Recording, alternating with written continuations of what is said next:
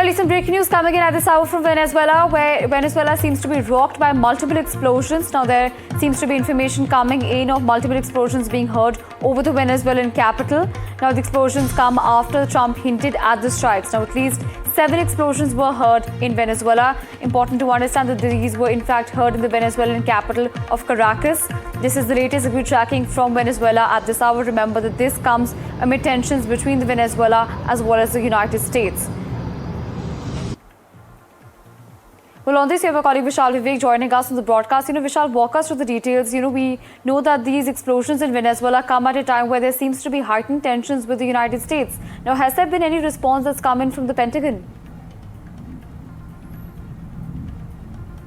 मिल रहा है.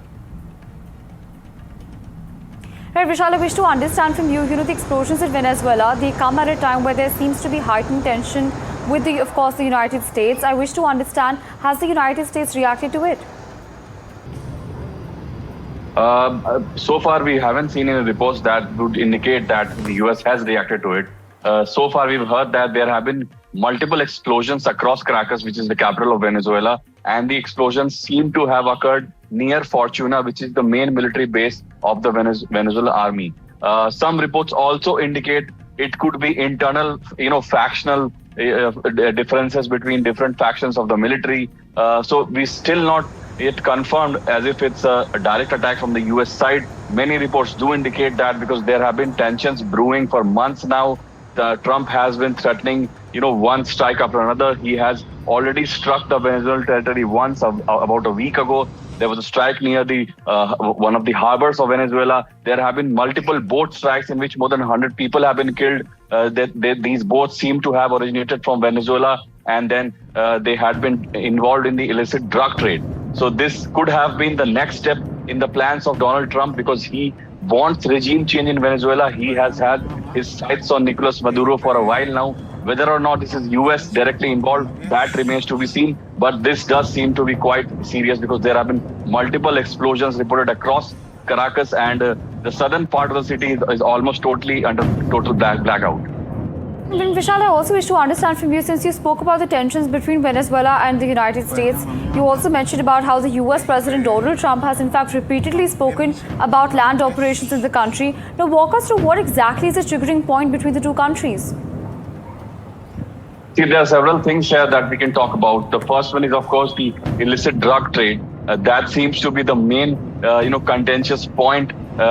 We all know that the major part of drugs that move from the South American side to the US side, they mostly come from the Colombian part of the whole continent.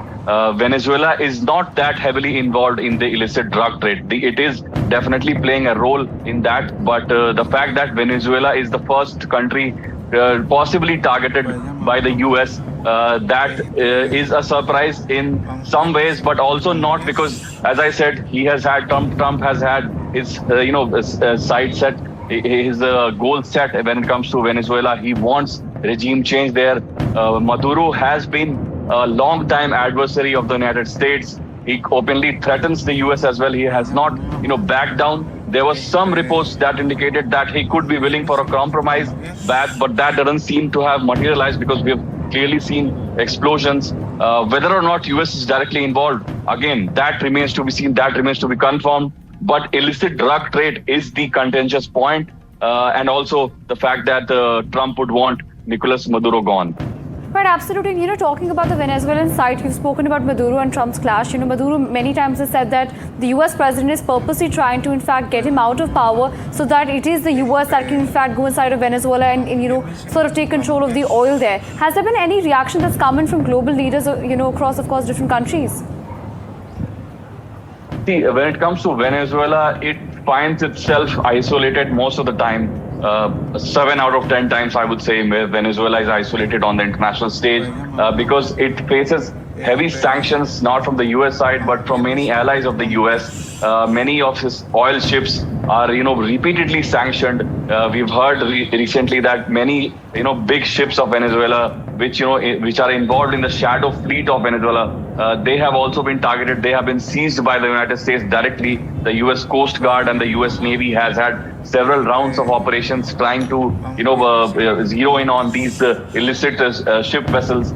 So all of that has happened, but how far this will go, that remains to be seen, because if a direct military conflict starts, there's no competition there, because the US is clearly the much bigger player there.